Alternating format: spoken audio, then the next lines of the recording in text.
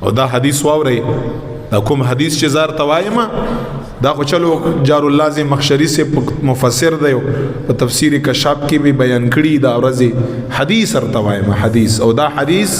په صحای سے تو کې شپږ کتابونه دي په شپږم نمبر چې کوم کتاب دی ابن ماجه شریف باغی کې دا موجود دی او چانه روایت دی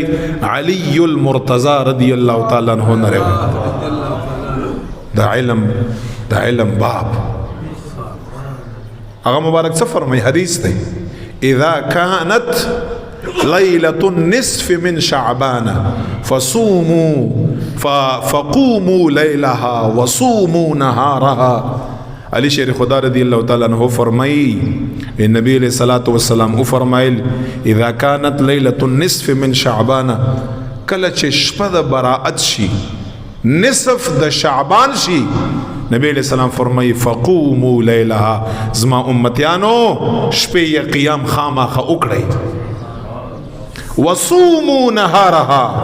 او کو وسموي څه تکلیف بیماری سفر نوي ورځ یې خامخه روژه ونیسئ علی رضی الله تعالی عنہ فرمائی دا د حضور علیہ الصلوۃ والسلام حکم دی مستحب ده شپه قیام وکړه قیام 2 رکعات نوم هم دی او قیام د سلو د زرو رکعاتونو نوم هم دی خو د 2 رکعاتو نوم هم قیام دی په دې کې داسې څه خبره نشته ودرېږه په ولاړه باندې دعا وکړم قیام دی لګوي ډیر وی د خپل وس مطابق وی خو حدیث کې رسول الله مبارک فرمایي قیام وکړئ هغه امت لپاره څومره خېخې مشورې په حدیث کې ورکې چې زما امت ثوابونه زیات شي عمرونه کم وي ګوره شپېته 15 شپېته نبی علیہ السلام حدیث کې فرمایي زما د امت خلق به اکثر لفظ اکثر یې ویلی دی دا به د شپېتو او د یو په منځ کې مري شپېته کاله ځکه الہ العالمین دا بختور شپې موت تعالی راکړي چې عمرونه کم دي چې په دغه بختور شپو کې موت عبادت وکړو چې ثواب را الله تعالی زیات راکړي نبی علیہ السلام زری کی را باندې ثواب هم ډیر شي مخکې امتو زر کاله عمرونه دي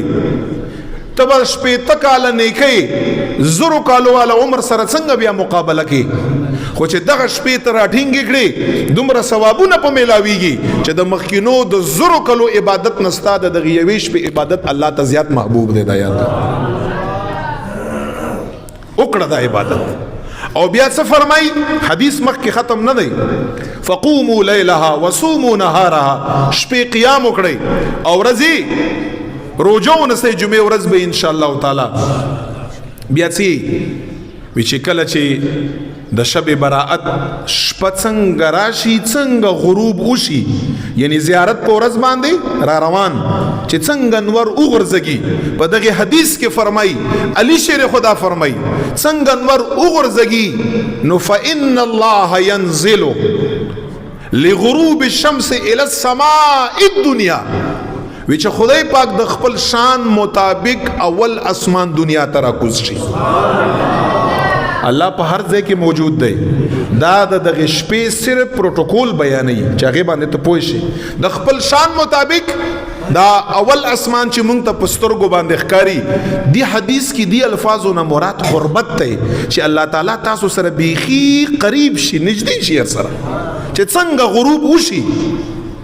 او په دې شپه باندې اوازونه کا او اوازونه څوک کزما استا رب او خالق یا کوي اوازونه څنګه اوازونه کا اول نمبر आवाज دا کا الا من مستغفر لي فاغفر له شتره څوک په مسلمانانو کې پس مکه باندې چې نن مانه بخنه وغواړي او زور ته معافي وکړم شته څوک آفر څوک درکې اغه ذات آفر درکې چې د چا نافرمانی شوی ده هل من مستغفر لي فاغفر له شته څوک چې مان نن بخنه وغواړي چې زه معاف کړم دویم نمبر आवाज کا الا مسترزق یعنی الا من مسترزق فارزقه شته دی څوک چې ما نه ډېر رزق غواړي او رزق یې تنګي چې زه ول ډېر رزق ورکړم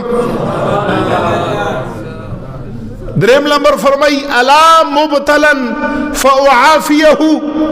شته څوک په مصیبتونو بیمارو کې تکلیفونو کې مبتلا چې نن یې ما نه وغواړي او زه له نجات او خلاصۍ ورکړم شته څوک او بیا علی شیر خدا فرمایي چې الا کذا الا وکذا الا وکذا داسې نور بیا داسې بیا داسې یعنی حدیث اوږدېده ډېرې خبرې الله کړي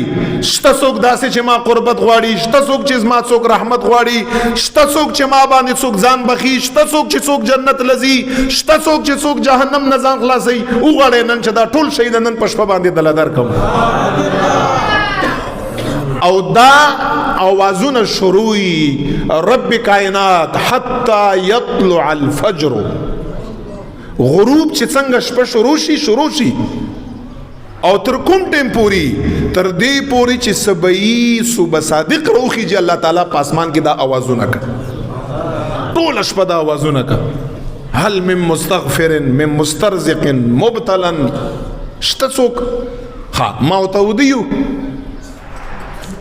څومره خوبونه وکړو څومره خوراکونه وکړو څومره په پستو بسترو باندې چې دی ودو شو تر بیګا پورې لږ کله څوک را پاتین کنه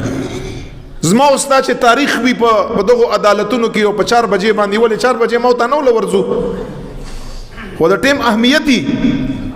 دنیوي امتحانم وی پیپرم وی موت غونډه شپه نه تیرو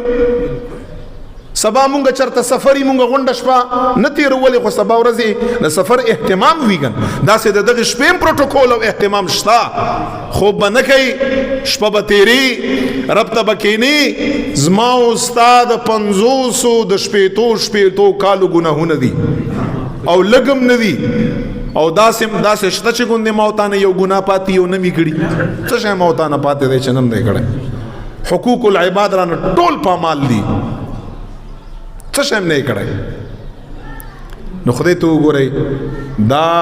شپې مزایا کوي دا خاص په کلونو کې د عبادت شپې دا په کار باندې راولي او ځان تم دعا وکړي او ټول امت مسلمه تم دعا وکړي چې کومې دعاګانې ته د بل په حق کې کړي رسول الله فرمای هغه دعا ټولو نه اول الله تعالی ستا په حق کې قبلې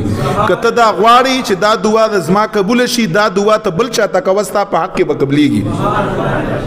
شومتیا نه ده پکار